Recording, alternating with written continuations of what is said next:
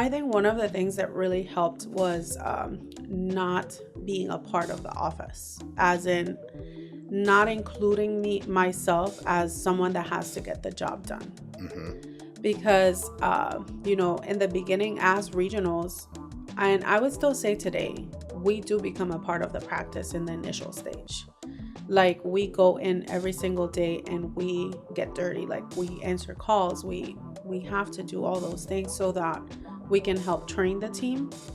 Because I am a firm believer that you just can't walk into a place and demand or tell them this is how you have to do it. I feel like you have to do it and show them.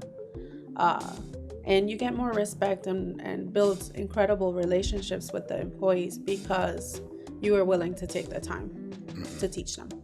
What's your philosophy in training other people, knowing that you've done that same work yourself, but they might do it slightly different?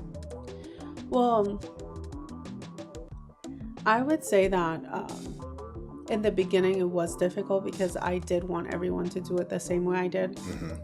But I came to realization that it doesn't matter so much how they do it as long as they're getting the same result. So it's nice to see that there's different management styles or different ways that you can do things. And I'm more now, after like going through all the growing pains, I know now that it's okay to allow them to try.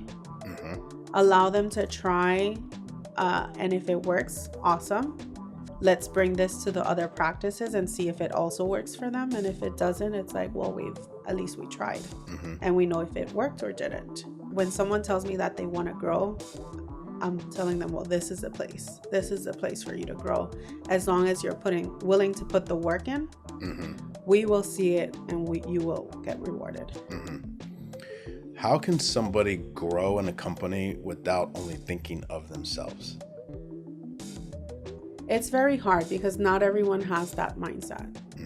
A lot of people obviously want to grow, but they don't realize that in order for you to grow, you have to create relationships with your team, with your leadership team, your management.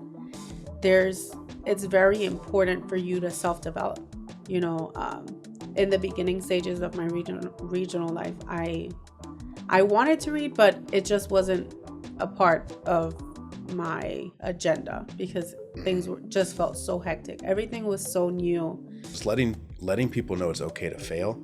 Oh, yes. So when we first, the first 2 or 3 years, when, let's say, something small now was huge back then to me. If a hygienist called out, it would literally ruin my day. Like, I couldn't refocus. And if a doctor called out, I was just done. Like, done for the day, couldn't refocus. And now things that are a lot bigger happen, and it's no big deal.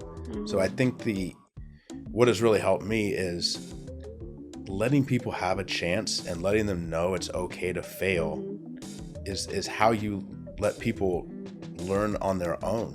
Yeah. Because you can't just give them the information all the time.